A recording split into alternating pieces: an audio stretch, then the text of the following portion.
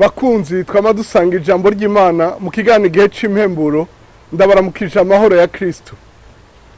Ijambo dusanga riri mu butumwa bwiza uko bwanzwe na Yohana igice ca 4 umurongo wa mbere gushika ku wa 10.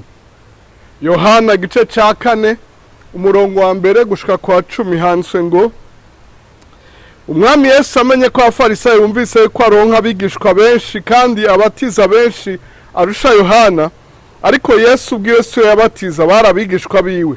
Ava i Yudaya asubira i Galilaya, yumva akwiye guca i Samariya. Nuko ashika ku gisagara c'i Samariya citwa Sukara, hafi y'umusozi Yakobo yahaye Yosefu umuhungu wiwe, kandi aho hari iriba rya Yakobo.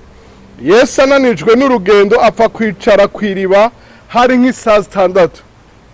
Haza umugore w'umusamariyakazi kuvoma. Yesu aramubwira ati umpe utwonwa, kuko abigishwa be bari bagiye mu gisagara kugura indya. Uno musamariyakazi aramubaza ati we uri umuyuda none usaba amazi ute? Usaba amazi ute jewe ndi umusamariyakazi? Ni kuko abayuda n'abasamariya banenana. Yesu aramwishyura ati iyo uba wari uzi ingabire y'Imana ukamenya n'ugusavye ngo mpa utwo kunywa uwo ari we, nawe uba umusavye nawe akaguha amazi y'ubugingo. Imana ishimirwe ijambo ryayo.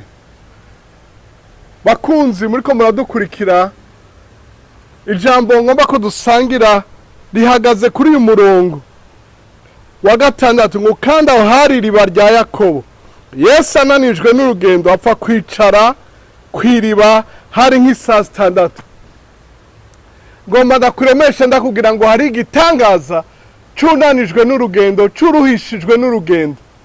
Mukundwa, sinzi urugendo umazemwo iminsi, sinzi ivyo umaze iminsi ugwana navyo, ariko nje kukubona ngo Imana yakoresheje Yesu ikamukoreka igitangaza, nawe urashaka kugukorera igitangaza muri ivyo nyene wumva bikuruhishije. Habaye iki? Uyu n'umugore yarafise ingorane z'amacakubiri, abayuda n'abasamariya, abatunzi n'abakene, ko tacu ufise uyampa gute n'ibindi nk'ivyo, amadini, sogokuru Yakobo twe twasengera hamwe musengera hehe. Yarafise ibintu vyinshi muri we, ariko mu nyuma amenya ko Yesu ari Mesiya, amenya ko atari usanzwe, aca asiga umubindi wiwe ariruka aja guhamagara mu gisagara. Bose barakizwa, benshi barizera, mbere bamusaba ngo agume ngaho. Baravuga ngo ntitwizeye kubw'amajambo y'uyu mugore, ahubwo twizeye kubwawe. Mu nyuma havuye akiza n'undi muntu. Imana ihabwe icubahiro. Mukundwa, ndakwifurije kubona igitangaza cawe muri urwo rugendo rukuruhishije. Yesu abigukorere kuko nawe yarakironse. Yesu agushoboza ingene wifata muri ico gihe urimo kuko nawe yarabishoboye. Uhoraho agukoresha igitangaza, ntucire hagati, nturambigwe. Bibiliya avuga ngo nuko Aburahamu amaze kwihangana ahabwa ivyasezeranwe. Sinzi urugendo usigaje, sinzi iminsi ubimazemo, ariko natumwe kukubwira ngo hari igitangaza curuhishijwe n'urugendo. Imana iguhezagire. Uyu yabishoboye arabigushoboza nawe.